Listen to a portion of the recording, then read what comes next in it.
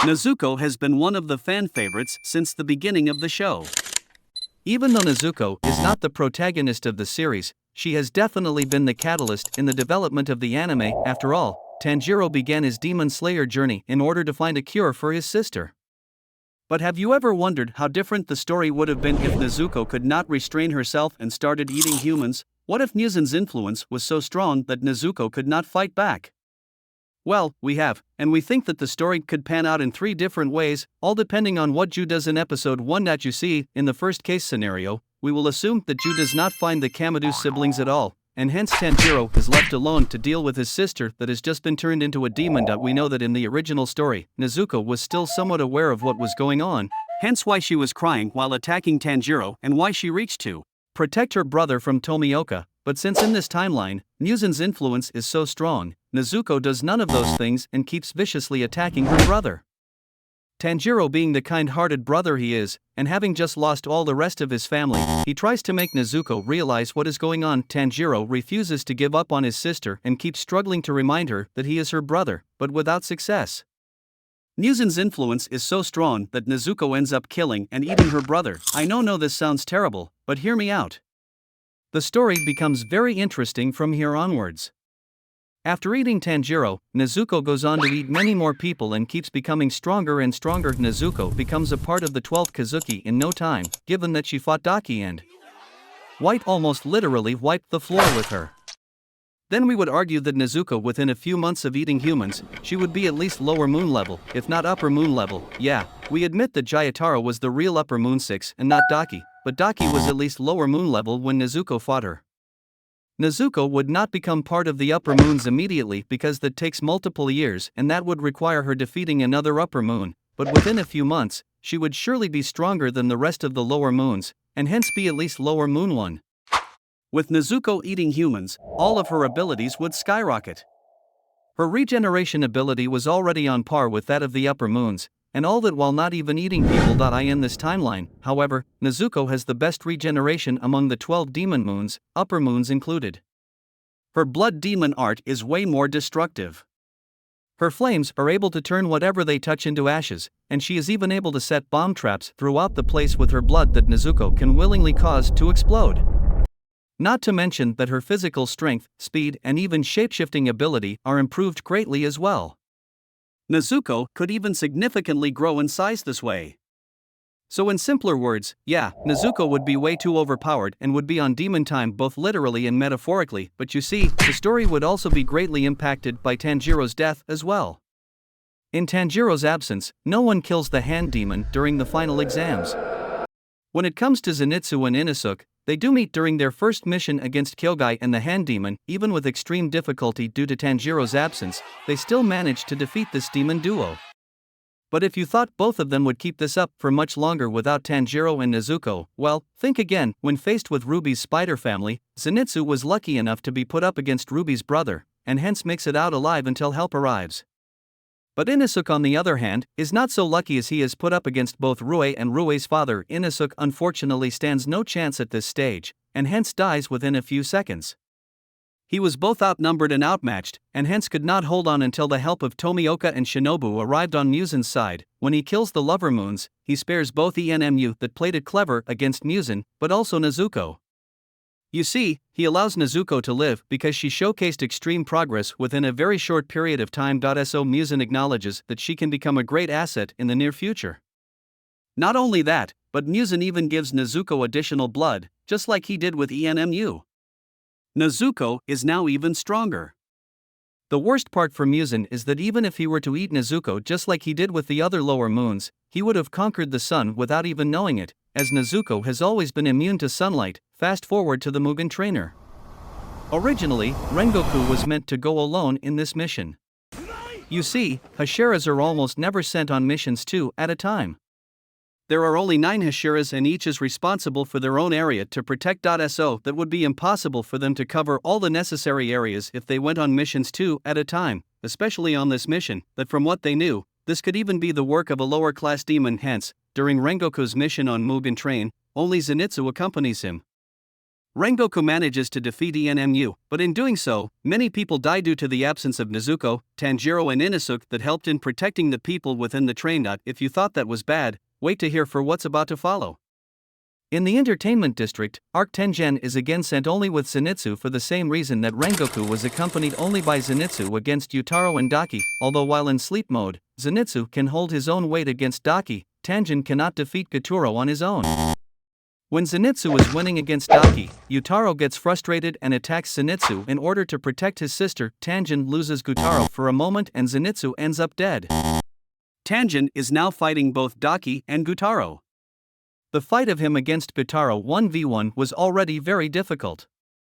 Now, with Daki on Gotaro's side as well, and by having to behead both of them at the same time in order to win, Tengen, along with his 3 wives, all unfortunately died. Daki and Gyutaro killed many Hashiras in the past, so Tengen on his own was unfortunately outmatched. During the Swordsmith Village arc, Machiro survives his encounter with Gyoko and defeats him all the same. Enya, on the other hand, ends up dead within a few seconds without Tanjiro and Nezuko. But what would happen when Mitsuri arrives to fight Hantangu? Well, unfortunately, Mitsuri would end up dead as well. You see, the sheer number of the Hantangu clones, plus the way for him to die, almost makes it impossible for Mitsuri to defeat him alone. The final arc does not happen the way we know it. As in the original story, Muzan attacks the demon slayers in order to retrieve and eat Nezuko that is immune to sunlight, hence allowing him to conquer the sun. Since this does not apply in our case, Muzan does not have to do something so reckless. What happens instead is that the remaining demon slayers and Hashiras slowly die one after another. Nezuko, in a few decades, manages to become a badass and ruthless demon that even challenges for a place in the upper moons. Muzan could go hundreds of years without knowing that Nezuko is immune to sunlight and can even never find out at all.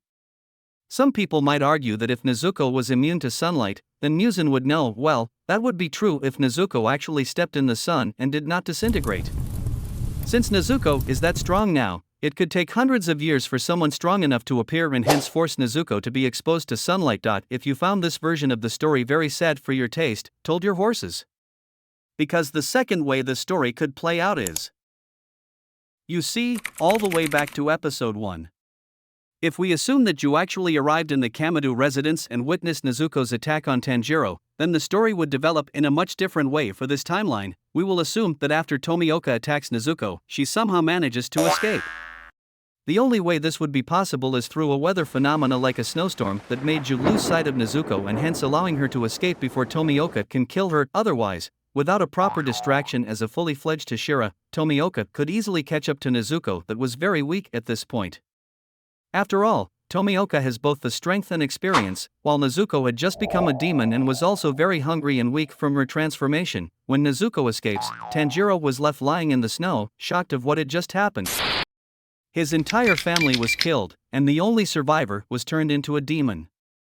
Tomioka explains to Tanjiro what had just happened, and also tells him that it's his job as a demon slayer to kill Nezuko if he ever sees her again. Tomioka proceeds to tell Tanjiro to forget about her, as she is no longer the same person Tanjiro knew. Tanjiro refuses, and instead decides to become a demon slayer in order to find his sister and also try to cure her. Just like in case 1, Nezuko becomes much stronger by eating humans and becomes a lower moon in no time. Tanjiro, on the other hand, goes through the same missions he did, and even though some of his battles are a little more difficult without Nezuko's help, he makes it all the way to Mugen Train Arc without anyone dying. In Mugen Train Arc, however, Rengoku again fails his mission to protect everyone on board of the Mugen Train. That's because Nezuko, that played a vital role in protecting many people, is not present in the timeline. As a result, some people die before Tanjiro defeats ENMU. Even worse than that, Rengoku still dies at the hands of Akaza, just like in the original story. Fast forward to the entertainment district arc, the Demon Slayers still managed to take a difficult win over Yutaro and Donkey, even without Nezuko. However, the main difference this time around is that Tengen dies in the end.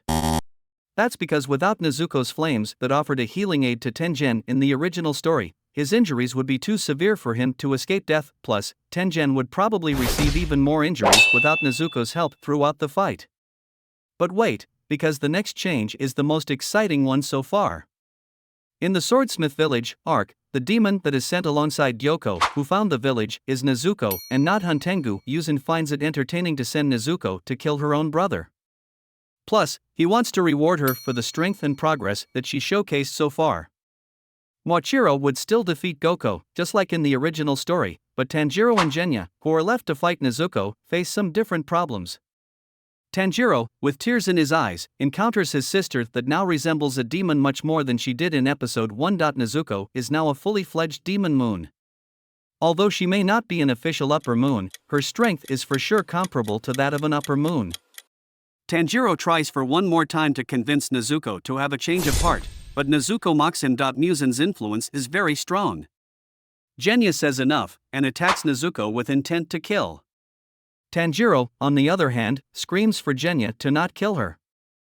Genya does not listen and starts firing at Nezuko with his gun. However, as we stated before, Nezuko's regeneration is so advanced that she manages to regenerate every injury from Genya's gun in an instant. Tanjiro tries to immobilize Nezuko without killing her, which is pretty much impossible with Nezuko's strength at this point. At that moment, Mitsuri joins the fight, and even though she feels bad for Tanjiro go, she attacks Nezuko with all her strength and does not hold back. The fight continues until morning is almost there. You see, at this point, Nezuko does not know she is immune to sunlight, so she decides to escape before the sun rises, and that's what she does once the fight is over. Genya starts yelling at Tanjiro for getting in their way and not going all out because he was fighting against his sister. He screams at Tanjiro and tells him that he is not the first that has had to go through this, as his brother Sanemi had to kill their own mother in order to protect him. Genya proceeds to tell Tanjiro to quit the demon slayers because he does not have what it takes to kill the demons he has to kill. Tanjiro understands what Genya says and decides to leave the demon slayer corps. In the original story, after the Swords Village arc, we got the mini arc of the Hashira training and then the final battle arc. In this timeline, however, the Hashira training arc is replaced by another arc. You see, Tanjiro goes on a mission alone to find his sister, even if it means he will die when he fights her. After some time, Tanjiro, with the help of his sharp nose, eventually stumbles upon his sister and engages in battle with her.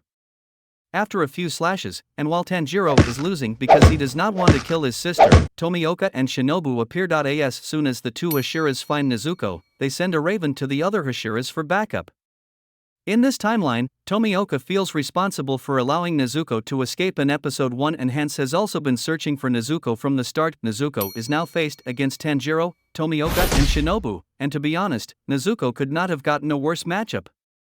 Tomoyaka's water breathing is the best counter to Nezuko's flames, while Shinobu's poison halts Nezuko's regeneration abilities. Tomioka and Shinobu make the perfect counter for Nezuko's abilities. This time around, the two Hashiras manage to hold Nezuko occupied all the way until morning arrives. Tanjiro screams and begs the two Hashiras to let her go as the sun will kill her. The two Hashiras do not listen and keep fighting her and do not let her escape. The morning arrives and Nezuko is exposed to the sun. However, Nezuko, to everyone's surprise, does not disintegrate into dust. She is not affected at all by the sunlight. Muzan, being connected to all the demons he controls, finds out immediately. Tomioka Shinobu. Tanjiro and Nezuko understand what is about to happen with Muzan. That a fight finally found a demon immune to sunlight, Shinobu. When Ju attack Nezuko and are about to behead her in order to stop Muzan from eating her. But Tanjiro intervenes. The fight continues, but this time around, Tanjiro joins Nezuko's side and tries to convince the two Hashiras that there was no time for this as Muzan is on his way. Muzan, along with all the upper moons, are on their way to find Nezuko, but so are some other Hashiras that received a message from the Raven Tomioka and Shinobu had sent only a few moments ago. Depending on the position of each upper moon and Muzan, we will assume that some of the upper moons and some Hashiras arrive first and join the battle. The 2v2 that was just happening soon becomes an all-out war with every important character, both demons and demon slayers, being part of the battle.